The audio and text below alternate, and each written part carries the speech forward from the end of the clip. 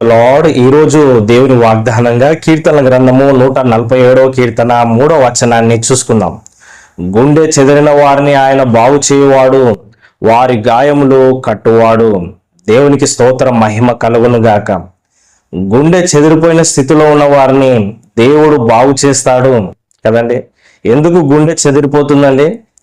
అనారోగ్యంగా ఉన్నప్పుడు, వ్యాధులు, బాధలు, కష్టాలు, శ్రమలు ఎదురైనప్పుడు, ప్రియమైన వారు, ప్రేమించిన వారు ఎవరన్నా చనిపోయినప్పుడు కదండి, అప్పుల బాధలే ఎక్కువైపోయినప్పుడు, జీవితంలోని ఆ కుటుంబ సమస్యలను తట్టుకోలేక కొంతమంది గుండె చెదిరిన వారిగా ఉంటారు. ఆ గుండె చెదిరిన వారిని బాగు చేసేది దేవుడే. వారి గాయములను కట్టువాడు ఆయనే. హల్లెలూయా. దేవుడు నిన్ను బాగు చేయాలని ఇష్టపడతా ఉన్నాడు. నీ గాయములను కట్టాలని ఇష్టపడతా ఉన్నాడు. హల్లెలూయా. నీ యొక్క హృదయంలో ఉన్న స్థితి ప్రభువుకు తెలుసు. మనిషిని సృష్టించిన దేవుడు నీ హృదయంలో ఉన్న పరిస్థితి ప్రభువుకు తెలుసు. నా గుండె విరిగిపోయిందండి, నా గుండె పగిలిపోయిందండి, ఈ యొక్క బాధను నేను తట్టుకోలేకపోతున్నానండి అని అనేవాళ్ళు ఉన్నారు. అలాంటి వారిని దేవుడు దర్శిస్తాడు, వారిని బాగు చేస్తాడు. హల్లెలూయా.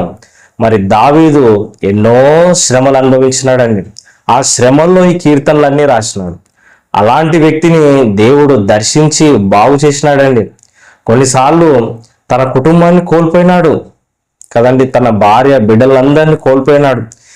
ఎంతో దుఃఖపడి ప్రార్థన చేసినాడు. ప్రభువా, ఇంత స్థితి నాకు కలిగిందని ప్రార్థన చేసినప్పుడు దేవుడు అతన్ని బాగు చేసినాడు.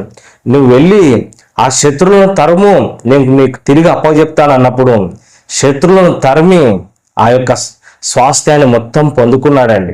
తన భార్య బిడ్డలందరినీ తిరిగి పొందుకున్నాడు. ఆయన అనారోగ్యంలో ఉన్నప్పుడు దేవుడు అతన్ని స్వస్థపరిచినాడు. కుమారుడు చనిపోయినప్పుడు ఎంతగానో బాధపడ్డాడు, కానీ ఇంకొక చక్కటి శ్రేష్టమైన బిడ్డను కూడా దేవుడు ఇచ్చినాడు కదండి. చిన్న స్థితిలో గొర్రెల కాపరిగా తృణీకరింపబడిన వ్యక్తిగా ఉన్నాడు. అయితే దేవుడు కనికరించి, దీవించి, అభిషేకించి రాజుగా చేసినాడు కదండి. జీవితంలో ఎన్నో శ్రమను అనుభవించినాడు. తుదకు